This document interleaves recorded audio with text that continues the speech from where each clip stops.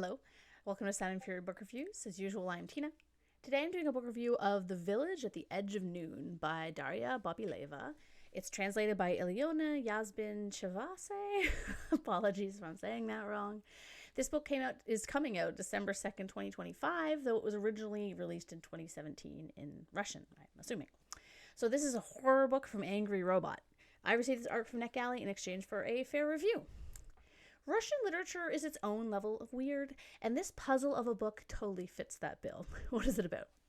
The residents of a village outside Moscow wake up to discover that the road out to the motorway has disappeared without a trace, and the usual paths into the woods somehow lead back into the village. And the woods?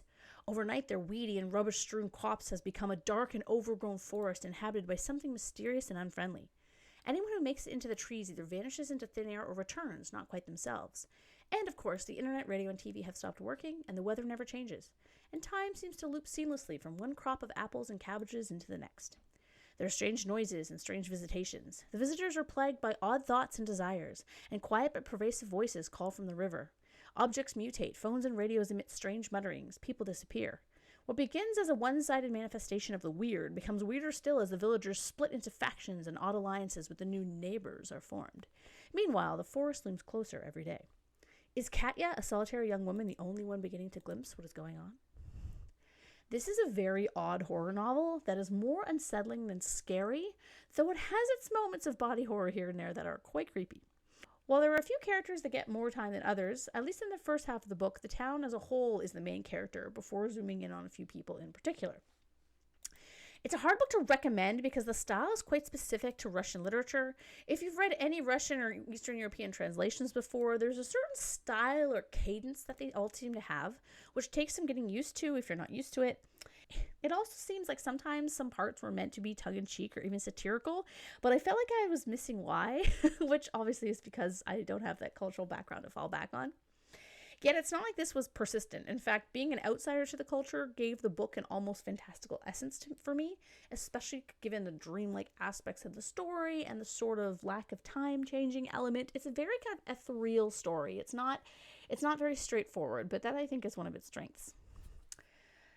One of the things about this book, though, to know, I think, is that because it doesn't have a central character, at least at the start, it takes a while to build tension. The vignette style of the first third, which does help give you a bird's eye view of what's going on, doesn't allow for you to care deeply for anyone in particular until later, so it's hard to kind of get invested. You grow to like and ship two characters in particular. It just takes a while to get there. And there are also characters that grow on you more than you kind of like love them. Katya is hard to know because she's very secretive, and Nikita is very wishy-washy. The pacing is also very disjointed. We have moments that are super compelling and fascinating, but stretches where I kind of lost interest. It was never to the point of DNFing, but I just wanted to, explain that to readers who are hoping for like a fast-paced, action-filled horror. This book very much takes its time, so you need to be prepared for that, but it is totally worth it. There is a good thing about this, as I said, it's worth it because you really learn about the town and the intricate things about it. It suggests that this isn't a straight up horror, that it's thematically deep, and given the repeated images throughout and the trapped idea of the town, it lends itself to critical thought surrounding how community breaks down under fear, how people turn on one another, and who blame is placed upon in certain situations.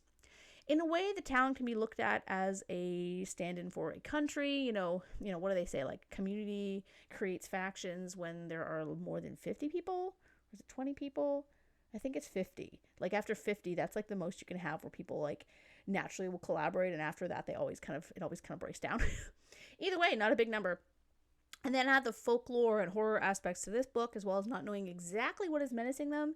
And it's a book rife for a deeper dive into kind of how humans interact with another and how we kind of create barriers and how we, seek to protect ourselves.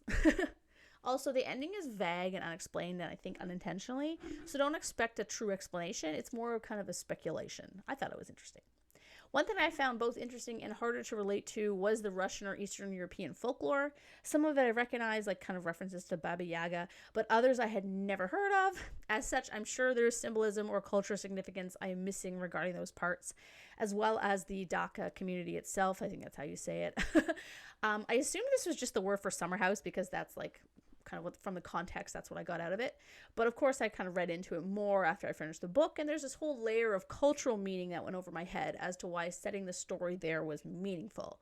So if you are of Russian descent or Eastern European and kind of understand this, or kind of understand the cultural aspects of Russia more than myself, who obviously knows next to nothing, aside from like history of the Russian Revolution and stuff like that, I think you'd get a lot out of this. I think you'd find it kind of a lot deeper. I knew there was more going on. It's just I had trouble kind of figuring out what that was. Like, this would be a cool book to kind of study, I think. Like, if you took like a course on like kind of like horror literature, this would be a cool one, because there's kind of a lot kind of going on, and then also the way that the town functions and things like that. It's just, this is a smart book.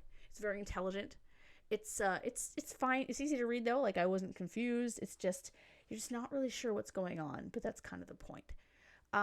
I really enjoyed it. It's like a 4-star read for me. I'm probably going to think about it from time to time, and that's kind of what the best books do. So thank you so much to NetGalley and Angry Robot for the e-arc. I really appreciate it.